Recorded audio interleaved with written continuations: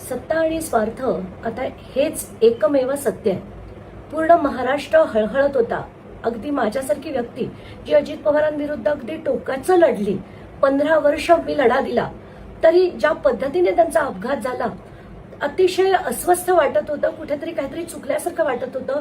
असं व्हायला नको होतं असं वाटत होतं. पूर्ण महाराष्ट्रातली जनता हळहळत होती. आणि अशातच अगदी 3च दिवसात म्हणजे काल अस्थि विसर्जन झालं आणि रात्रीच्या रात्रीत तिकडनं सगळी मंडळी ही मुंबईकडे रवाना झाली. का तर आज उपमुख्यमंत्री पदाची शपथ घ्यायची म्हणून. तर कुठेतरी मला हे खटकलं आणि म्हणूनच मी ठरवलं की माझ्या भावना व्यक्त कराव्या. आत्ताच्या घटकेला मला असं वाटतं की सत्तेच्या पुढे काहीच नाही. ना भावना आहेत, ना आपलेपणा आहे, म्हणजे कुटुंबाला पण नाहीये आणि त्यांच्याबरोबर काम करणाऱ्या लोकांना पण नाहीये. इतके वर्ष ज्या व्यक्तीबरोबर काम केलं, इतकी काय घाई झाली की त्या व्यक्तीला आपण 3 दिवसात त्याला लोटून पुन्हा सत्तेकडे वाटचाल करावी. सगळं बघून खूप मन अस्वस्थ झालं. कुठेतरी असं वाटतं की सत्ता आलीच असती. उपमुख्यमंत्री जर सुनेत्रा पवार झाल्या असत्या, सगळ्यांनाच आनंद झाला असता की पहिली महिला एक उपमुख्यमंत्री झाली.